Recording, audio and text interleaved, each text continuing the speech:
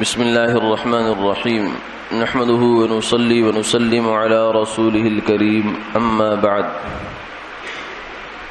عن رجل من مزينة رضي الله تعالى عنه قال قالوا يا رسول الله ما خير ما أعطي الإنسان قال الخلق الحسن أو كما قال عليه الصلاة والسلام۔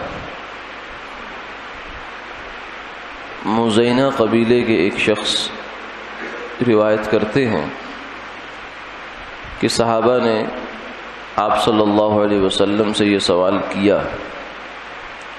کہ یا رسول اللہ، انسان کو سب سے بہترین چیز کیا ملی ہے؟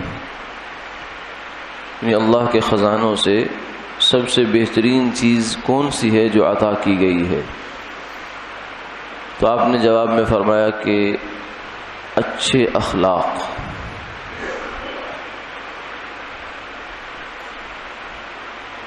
اللہ رب العزت کی نعمتوں میں انسان ویسے تو سر سے لے کر پاؤں تک اس کا ایک ایک رواں رواں اللہ کی نعمتوں کے سمندر میں ڈوبا ہوا ہے۔ ہمارے پاس اپنا تو ایک ناخن بھی نہیں ہے، بال بھی نہیں ہے، اپنا وجود نہیں ہے اور اپنا آپ نہیں ہے، سب کچھ اللہ کی عطا ہے۔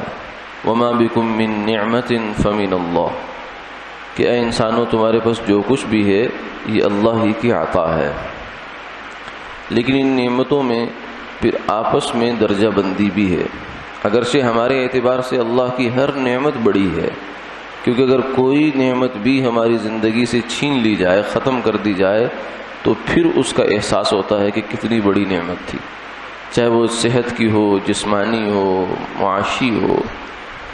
لیکن ان نعمتوں میں بہرحال پھر آپس میں ایک درجہ بندی ہے۔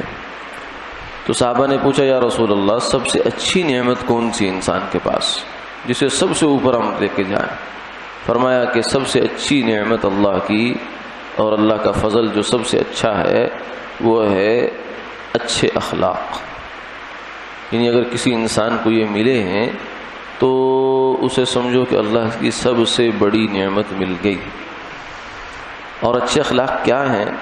اچھے اخلاق یہ ہیں کہ انسان اپنے آپ کو معمولی آدمی سمجھے، اپنے آپ کو بڑا نہ سمجھے، کمتر سمجھے، اور دوسروں کی خیر خواہی کرنے والا ہو، ہمدردی کرنے والا ہو، غم گساری کرنے والا ہو، اور اگر کوئی اس کے ساتھ زیادتی کر دے تو جہاں تک ہو سکے اسے معاف کرنے والا ہو، اور بلکہ اس کا اچھا بدلہ دینے والا ہو۔ یعنی اچھے کے ساتھ اچھا چلنا یہ اخلاق نہیں ہے، بلکہ برے کے ساتھ اچھے طریقے سے چلنا یہ اخلاق ہے۔ واعف عمن ظلمک، کہ جو تیرے اوپر ظلم کرے تو اس کو معاف کر دے، یہ ہے اخلاق۔ تو فرمایا اگر کسی کو یہ عطا کر دیا گیا ہے تو وہ اللہ کے ہاں سجدہ ریز ہو جائے شکر میں کہ اللہ نے مجھے اپنے خزانوں میں سے سب سے اچھی نعمت عطا فرمائی ہے۔ اور اگر نہیں ہے تو پھر اس نعمت کو حاصل کرنے کی فکر کرے۔